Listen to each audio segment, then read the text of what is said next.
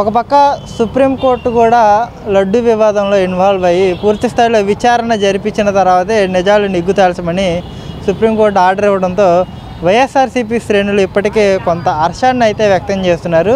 సనాతన ధర్మం అని చెప్పేసి కేవలం రాజకీయాలు అంటే మతం ముసుగులో రాజకీయాలని రెచ్చగొట్టి ప్రజల భావోద్వేగాలతో ఆడుకునే ప్రయత్నం కూటమి ప్రభుత్వం చేసింది. అందులో ప్రధాన పాత్ర పవన్ కళ్యాణ్ది ఉంది అన్నట్టుగా కూడా వీళ్ళన్నీ కూడా పవన్ కళ్యాణ్ వైపే చూపిస్తున్నాయి. అయితే ఇదే అంశానికి సంబంధించి కొంతమంది జన సైనికులు అయితే ఉన్నారు, వారితో మాట్లాడే ప్రయత్నం అయితే చేద్దాం. చెప్పండి జయ గారు, సనాతన ధర్మం అని చెప్పేసి పవన్ కళ్యాణ్ నినాదం తీసుకొని కేవలం రాష్ట్రంలో మత రాజకీయాలకు తెరలేపాడు పవన్ కళ్యాణ్ అన్నట్టుగా కూడా చాలామంది ప్రస్తావిస్తున్నారు. దీనికి మీరేం సమాధానం చెప్తారు? యాక్చువల్గా మన ప్రపంచంలో, మన రాష్ట్రం కాదు మన దేశంలోనే అత్యంత శ్రీ తిరుమల తిరుపతి వెంకటేశ్వర స్వామి దేవస్థానం అంటే చాలా పవిత్రమైనటువంటి దేవస్థానం అండి. హిందువులు అవనివ్వండి, ముస్లిమ్స్ అవనివ్వండి, క్రిస్టియన్స్ అవనివ్వండి, వెంకటేశ్వర స్వామి దర్శనం కోసం వెళ్ళే ఎంతోమంది కూడా చాలా పవిత్రంగా కొలిచేటువంటి తిరుమల తిరుపతి దేవస్థానం లడ్డూ గురించి ఈ మధ్యకాలంలో జరిగినటువంటి మాజీ ముఖ్యమంత్రి గారి పరిపాలనలో కొవ్వు, పంది మాంసం కానీ కొవ్వు పదార్థాలు కానీ కలిపి వాటితో లడ్డూ తయారు చేశారన్నది మన ఎన్డీఏ కూటమి వచ్చిన తర్వాత చంద్రబాబు నాయుడు గారు దీని మీద విచారణ జరిపి ల్యాబ్ టెస్ట్లు అన్నీ కూడా నిరూపించి అన్ని తర్వాతే జగన్మోహన్ రెడ్డి గారి మీద వైఎస్ఆర్సీపీ పార్టీ మీద మాట్లాడటం జరిగిందండి. అదే టైంలో మా జనసేన పార్టీ అధినేత పవన్ కళ్యాణ్ గారు కూడా సనాతన ధర్మం గురించి ఇంత దారుణమైనటువంటి పని చేశారు. ఇప్పుడు మన ప్రతి ఒక్కరూ కూడా మన వెంకటేశ్వర స్వామి అంటే ఇంటికి వెలవెలుపుగా కొలుస్తామండి. అలాంటి లడ్డూ గురించి పవన్ కళ్యాణ్ గారు చాలా తీవ్రంగా సనాతన ధర్మం కోసం పోరాడుతూ ఉంటే ఈ పనికిరాని ముఖ్యమంత్రి, మాజీ ముఖ్యమంత్రి కానివ్వండి, ఈ పేటీఎం బ్యాచ్ ఎమ్మెల్యేలు కానివ్వండి, వైసీపీ పార్టీ నాయకులు కానివ్వండి, ఈరోజు ఏం మాట్లాడుతూ ఉన్నారు? 3 పెళ్ళిళ్ళ గురించి మాట్లాడుతూ ఉన్నారు. ఆ 3 పెళ్ళిళ్ళ గురించి మాట్లాడినందుకే కదా అధాపాతాళానికి తొక్కినటువంటి ఏకైక మగోడు ఈ రాష్ట్రంలో జనసేన పార్టీ అధినేత పవన్ కళ్యాణ్ గారు. అయినా కూడా ఇంకా బుద్ధి జ్ఞానం లేకుండా మా హయాంలో ఈ తప్పు జరగలేదని చెప్పి ఏ ఒక్కడైనా ప్రెస్ మీట్ పెట్టి దమ్మున్న నాయకుడిగా ప్రెస్ మీట్ పెట్టి చెప్పాడండి? ఏమైనా ఎమ్మెల్యే కానివ్వండి, మాజీ ముఖ్యమంత్రి కానివ్వండి, దమ్ము లేదు. పవన్ కళ్యాణ్ గారు మళ్ళీ 3 పెళ్ళిళ్ళు చేసుకున్న ప్రస్తావన అది జరిగిపోయింది. గతంలో ప్రతి ఒక్కళ్ళ ఫ్యామిలీలో కొన్ని జరుగుతూ ఉంటాయి, దానికి దీనికి సంబంధం లేదు. కానీ ఈయన ప్రపంచవ్యాప్తంగా సనాతన ధర్మం కోసం పోరాడుతున్నటువంటి ఏకైక వ్యక్తి పవన్ కళ్యాణ్ గారు. పవన్ కళ్యాణ్ గారి కోసం ఎంతమంది మద్దతు తెలుపుతున్నారండి? రాష్ట్ర వ్యాప్తంగా, ప్రపంచవ్యాప్తంగా ప్రతి ఒక్కళ్ళు కూడా అన్ని కులాలతో సంబంధం లేకపోకుండా ఆయనకి మద్దతుగా నిలుస్తున్నారు.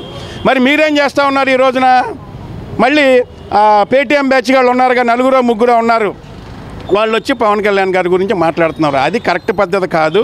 సనాతన ధర్మం అంటే నీతి నిజాయితీ కోసం పోరాడేవాళ్ళు సనాతన ధర్మం. అది పవన్ కళ్యాణ్ గారి దగ్గర ఉంది కాబట్టి ఈ రాష్ట్ర ప్రజలందరూ కూడా ఎన్డీఏ కూటమికి అఖండ మెజారిటీతో సిగ్గు లేకపోకుండా 11 సీట్లకు పరిమితమైనటువంటి మాజీ ముఖ్యమంత్రి జగన్మోహన్ రెడ్డి ఈ పనికిరాని నాయకుడికి పేటీఎం బ్యాచ్ గాళ్ళకి ఇంకా సిగ్గు శరం కూడా రావట్లేదని చెప్పి నేను తెలియజేస్తా ఉన్నా. ఇప్పుడు ధర్మాల గురించి ఆయన ఏమన్నాడండి? మానవత్వం, ఆయన నైజం అంట, మానవత్వం అంట. అంటే సొంత బాబాయిని గొడ్లతో చంపితే మానవత్వం గుర్తురాలా?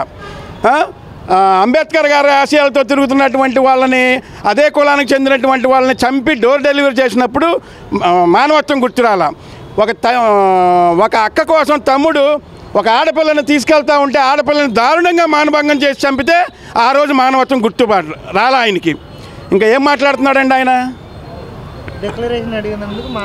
డిక్లరేషన్ అనేది అంటే మాకు చిన్నప్పటి నుంచి కూడా మా తల్లిదండ్రులు చెప్పింది కానీ, లేకపోతే మనకి తల్లిదండ్రులు తెలియజేసింది కానీ, వెంకటేశ్వర స్వామి వారి గుడి అంటే మనకి ఏడుకొండలవాడ వెంకటేశ్వర స్వామి గుడి అంటే మనకి చాలా పవిత్రమైందని చెప్పి మా చిన్నతనంలో తీసుకెళ్ళి ఆ లడ్డు కొనిపెట్టి మాకు తినిపించేవాళ్ళు తల్లిదండ్రులు.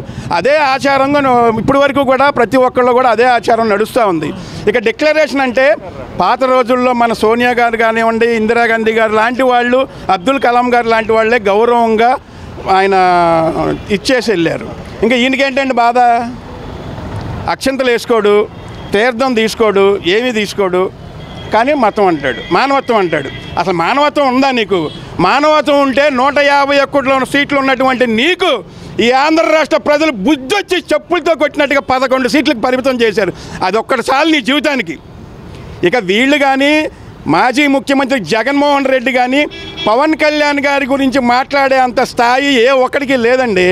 పవన్ కళ్యాణ్ గారు ఎలక్షన్ క్యాంపెయిన్లో ప్రతిరోజు చెప్పాడు, జగన్ నిన్ను ఆదాపాతాళానికి తొక్కకపోతే నా పేరు పవన్ కళ్యాణే కాదు, మా పార్టీ జనసేనే కాదు, భూస్థాపితం చేసేసాడు. ఇంకా పవన్ కళ్యాణ్ గారి గురించి ఏం మాట్లాడతారండి వాళ్ళు? ఎవరికైనా మాట్లాడడానికి అసలు అర్హత ఉందా? స్టిల్ ఈరోజు సనాతన ధర్మం గురించి వైసీపీ ఎమ్మెల్యేలు మాట్లాడే దమ్ముందా? మీరు లడ్డూలో కలపలేదని చెప్పండి, పొరపాటు జరగలేదని మీరు ప్రెస్ మీట్ పెట్టి ఎవడైనా చెప్పాడా? ఏ ఎమ్మెల్యే అయినా అదే చెప్తున్నారు కదా, ప్రెస్ మీట్లో అదే చెప్తున్నారు కదా, మా తప్పేం లేదు, కావాలండి రాష్ట్రంలో మత రాజకీయాలకు కూటమి ప్రభుత్వం తెరలేపింది అనేది వాళ్ళ ప్రధాన వాదన. అసలు మత రాజకీయాలు తీసుకొచ్చినటువంటి వ్యక్తులు వైఎస్ రాజశేఖర రెడ్డి గారు, YS Jagan family, YS Rajareddy గారి ఫ్యామిలీలో వాళ్ళే మత రాజకీయాలు చేసింది. గతంలో కూడా అండి రాజశేఖర రెడ్డి గారు అవనివ్వండి, రాజారెడ్డి అవనివ్వండి, అసలు వాళ్ళ జీవితాలే మత రాజకీయాలు, హింసా రాజకీయాలు చేసి అధికారాల్లోకి వచ్చి జనాలు నెత్తి మీద పెట్టుకొని జనాలు నెత్తి మీద ఎక్కి 5 సంవత్సరాలు ఏలేరు. అందుకే జగన్కి బుద్ధి వచ్చేలాగా ప్రతి ఒక్కళ్ళు కూడా ఈ ఆంధ్ర రాష్ట్ర ప్రజలు చక్కగా బుద్ధి వచ్చేలాగా ఎక్కడ ఉండాలో అక్కడే తాడేపల్లి ప్యాలెస్లో చక్కగా మూల కూర్చోబెట్టారు అన్నీ ఓడదీసి. అంటే సనాతన ధర్మం అని ఏదైతే పవన్ కళ్యాణ్ చెప్తున్నారో, 3 పెళ్ళిళ్ళు చేసుకున్న వ్యక్తి సనాతన ధర్మం గురించి మాట్లాడే హక్కు ఉందా అని చెప్పేసి కూడా మాట్లాడుతున్నారు. సనాతన ధర్మంలో అసలు విడాకులు అనే మాటే లేదు, కానీ విడాకులు అనే ఒక కొత్త అంశాన్ని తెర మీదకి తెచ్చి ఇదొక కొత్త పద్ధతి ఇది చేశాడని చెప్పేసి కూడా పవన్ కళ్యాణ్ మీద విమర్శలు గుప్పిస్తున్నారు. దీన్ని మీరు ఎలా చూస్తారు? అసలు సనాతన ధర్మాన్ని అడ్డం పెట్టుకొని పవన్ కళ్యాణ్ గారు రాజకీయం చేయాల్సినంత అవసరమే లేదండి. అసలు నిజంగా ఆయన రాజకీయాల్లో గత రాజకీయ చరిత్రలో మొన్న జరిగినటువంటి 2024 ఎలక్షన్స్లో రాజకీయం లేకోకుండా అన్ని కులాలని కలపాలని జనసేన పార్టీ సిద్ధాంతం పెట్టి అన్ని కులాల వాళ్ళని ఒకే వేదిక మీదకి తీసుకొచ్చి కులాలు మతాలు అన్నీ కాదు, మన జనసేన పార్టీ ప్రతి ఒక్కళ్ళు ఒకటే అని చెప్పి రాజకీయంగానే చేసి రాజకీయాల్లో నెగ్గినటువంటి ఏకైక వ్యక్తి దమ్మున్న మగడు పవన్ కళ్యాణ్ గారు. ఏ కుల రాజకీయాలు చేయలేదే 2024లో. ఎవరిని పవన్ కళ్యాణ్ గారు ఏ కులాన్ని విమర్శించలేదే. దమ్ముగా జగన్కి ఛాలెంజ్ చేసి ఎవడైనా ఛాలెంజ్ చేశాడండి? ఏ రోజైనా సరే ప్రతిపక్షంలో ఉండి ఒక్క సీటు గెలవకుండా, ఒక ఎమ్మెల్యే గెలవకుండా రుస్తంలాగా నిన్ను అదాపాతాలని తొక్కకపోతే 151 సీట్లు ఉండి ఏ మొగడికైనా దమ్ముందా మాట్లాడడానికి?